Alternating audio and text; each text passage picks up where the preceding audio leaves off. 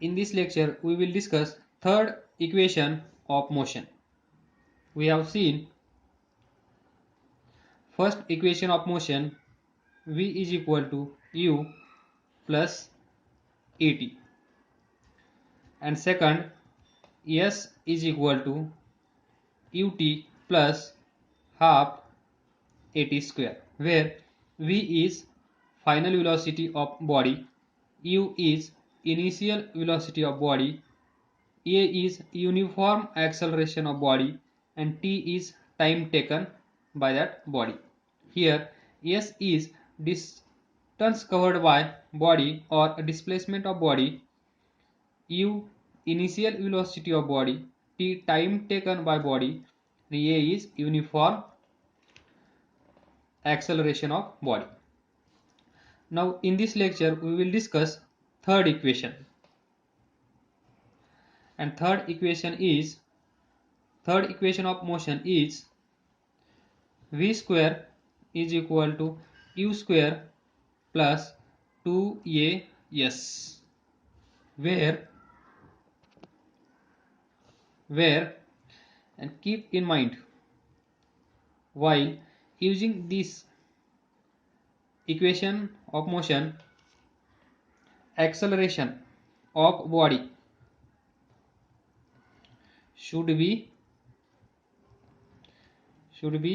uniform.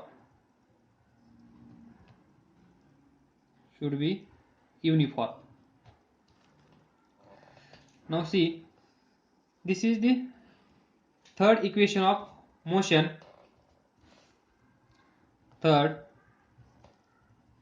equation of motion. In this, v is final velocity of body, u is initial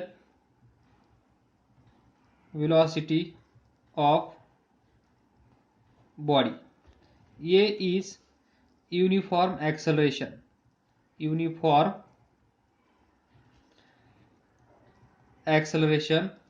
of body, and s is distance covered or travel by body or displacement of body. This is the third equation. Next, it gives the velocity acquired by body. तर याचा फायदा काय आहे बा, जर आपल्याला initial velocity माहित असेल, युनिफॉर्म ॲक्सलरेशन ऑफ बॉडी माहित असेल, अँड डिस्टन्स त्या बॉडीने किती कव्हर केला आहे हे माहित असेल, तर आपण final velocity of that body find करू शकतो. Suppose this is the body,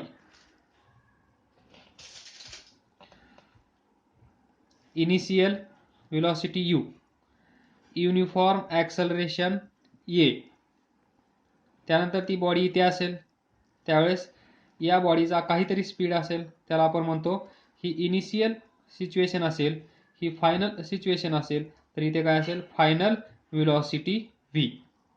आणि या बॉडीने डिस्टन्स s कव्हर केला असेल, डिस्टन्स s ट्रॅव्हल केला असेल, that is this s.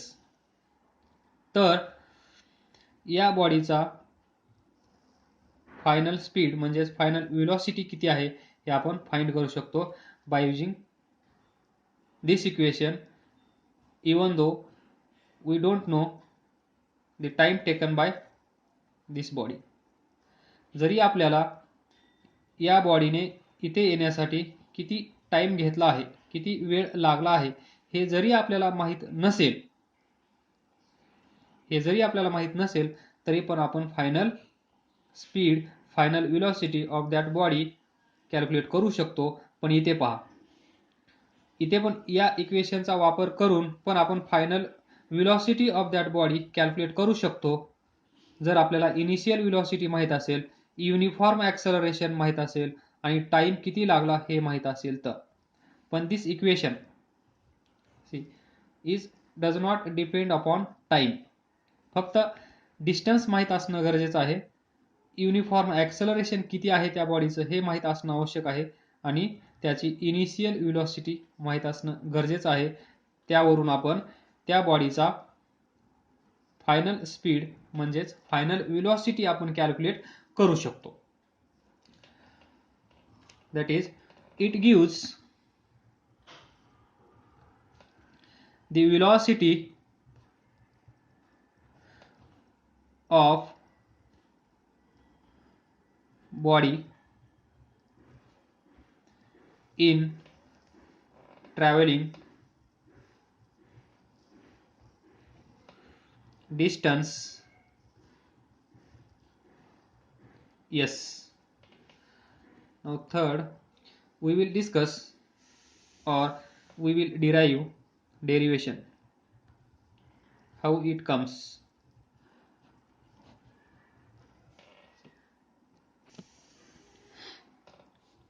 It is very easy to derive third equation of motion because it is independent of time. हे equation time वर depend नाहीये. We know that first equation of motion, that is v is equal to u plus at, equation number 1. And second, s is equal to u t plus half a t square, second. तर पहा, या दोन equation मधून म्हणजेच या दोन इक्वेशनचा use करून आपण फक्त याच्यातून टी जर आपण रिमूव्ह करू शकलो तर आपल्याला हे इक्वेशन भेटेल. v square is equal to u square plus 2as because it is independent on time. तर पहा,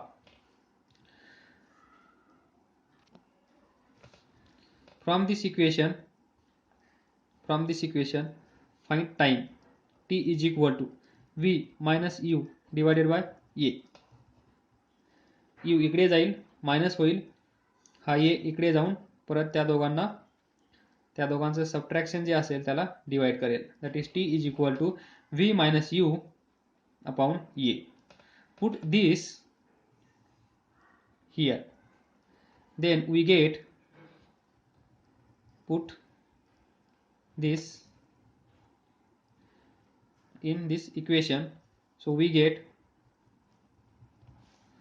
s is equal to u t. What is value of t? v minus u upon a plus half a t square. v minus u upon a याचा square. Now simplify this, we get what we want. uv, solve this bracket, u into v, uv, u into this u minus u square divided by a plus 1 by 2 here a bracket v minus u square upon a square. हा a square आहे, इथे a आहे, एक a cancel होईल. In next step uv minus u square upon a plus 1 by 2, हा a इथे येईल, एक a कॅन्सल होईल, हा a डिनॉमिनेटरला राहील. ब्रॅकेटमध्ये काय आहे पहा, a minus b bracket square, so a square minus 2ab plus b square हे आपल्याला इथे यूज करायचं आहे. v square that is a square minus 2 या दोघांचा प्रोडक्ट v u नंतर b square, so u square bracket close. Now simplify this, uv minus u square upon a plus v square minus 2vu plus u square upon 2a. Take LCM 2a, a नी याला divide करा, that is 2a divided by a किती येईल 2, a cancel 2. मग या 2 नी त्याच्या न्यूमरेटरला multiply करा, तर किती येईल इथे 2uv मायनस 2u स्क्वेअर. पहा LCM 2a, मग आपण काय करतो, यानी याला डिवाइड करतो, 2 आला, आणि हा जो भागाकार असेल यानी आपण याला मल्टिप्लाय करतो. तर डायरेक्ट मल्टिप्लाय केला आहे मी, एक ब्रॅकेट देऊन एक स्टेप वाढवण्यापेक्षा मी डायरेक्ट मल्टिप्लाय केलेला आहे. Please note this, 2uv minus 2u square plus इथे पहा 2a, या 2a नी या 2a ला डिवाइड करा, 2a इज इक्वल टू 1. या 1 नी याच्या न्यूमरेटरला मल्टिप्लाय करा, तर काय 1 नी मल्टिप्लाय केला असता तेच येईल. v square minus 2vu plus u square. ज्यावेळेस असं छोटं छोटं कॅल्क्युलेशन मी करत असेल आणि तुम्हाला माहीत असेल तर तुम्ही ते स्पीडमध्ये पाहू शकता. नाव C plus 2uv minus 2uv हे काय होईल कॅन्सल. त्यानंतर पहा इथे v स्क्वेअर आहे प्लस v स्क्वेअर, इथे मायनस 2u स्क्वेअर, इथे प्लस u स्क्वेअर, काय येईल minus 2u square plus u square, काय येईल मायनस u स्क्वेअर, मोठ्या संख्येचं साइन, तो minus u square divided by 2a. Left साइडला काय आहे s, तर पहा या 2a नी इकडे मल्टिप्लाय करा, काय येईल या साइडला 2as is equal to v square minus u square.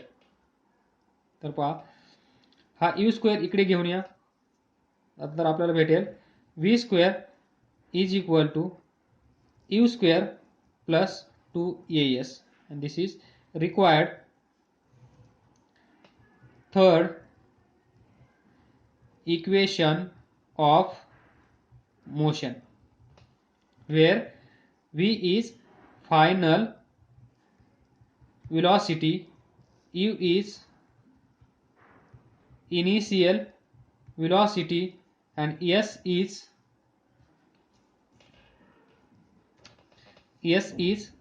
displacement or distance traveled by body, and a is uniform acceleration. This is third equation of motion. Now see, we get third equation of motion. Third equation of motion, that is v square is equal to u square plus 2as. यालाच आपण असं पण लिहू शकतो, v square minus u square is equal to 2s, or v square minus u square upon 2a is equal to s. असं लिहा, असं लिहा, असं लिहा, काही प्रॉब्लेम नाही. तर पहा, now important points regarding equation of motion. Point number 1, जे आपण 3 इक्वेशन पाहिले, v is equal to u plus at, s is equal to ut plus half at square, v square is equal to u square plus 2as. याच्यामध्ये पहा, important points म्हणजे कोणत्या गोष्टीकडे आपल्याला हे इक्वेशन्स यूज करत असताना लक्ष द्यायचं आहे. काही गोष्टी अशा असतात, त्या गोष्टी लक्षात न राहिल्यामुळे आपण योग्य ठिकाणी हे इक्वेशन्स वापरू शकत नाही, आणि जिथे वापरायचे नाही तिथे आपण वापरून मोकळे होतो आणि आपल्याला वाटतं आपण सोडवलं आहे, आणि आपण तिथेच फसतो. हे झाली एक गोष्ट. आणि दुसरी गोष्ट म्हणजे जे टर्म्स याच्यावरचे प्रॉब्लेम आपण ज्यावेळेस सोडवू त्यावेळेस जे शब्द तिथे वापरले जातील, जे वर्ड तिथे येतील, त्या वर्डचा मिनिंग काय असेल ते आपण इथं छोटंसं एक्सप्लेन करणार आहोत. पहिला पॉइंट आहे, if body starts from rest it's initial velocity should be 0. If body starts from rest, body starts from rest म्हणजे ही बॉडी आहे, स्टार्ट्स फ्रॉम रेस्ट म्हणजे स्कूटर आहे, बाईक आहे, कार आहे, ट्रेन आहे, बस आहे, ती स्टॉपवर थांबली आहे आणि ती आता स्टार्ट होणार आहे, म्हणजेच बॉडी म्हणजे जे आपण आता नावं घेतली ते. इफ बॉडी लिहा इथे car, if car starts from rest, याचा अर्थ काय असेल, सुरुवातीला त्या कारचा स्पीड किती असेल, व्हेलॉसिटी किती असेल, 0. That we have to consider while solving the numericals. ते सांगणार नाहीत आपल्याला की या बॉडीचा, या पार्टिकलचा, या कारचा सुरुवातीचा स्पीड, सुरुवातीची व्हेलॉसिटी 0 आहे, असं प्रॉब्लेम मध्ये कुठेही लिहिलं जाणार नाही. तिथे असं सेंटेन्स असेल आणि त्याचा अर्थ आपण समजून घेऊन आपण काय करायचं आहे, initial velocity of that car 0 consider करायची आहे. हा झाला पहिला महत्वाचा पॉइंट. इफ बॉडी स्टार्ट्स, जिथे असं असेल त्यावेळेस आपण काय करणार, इनिशियल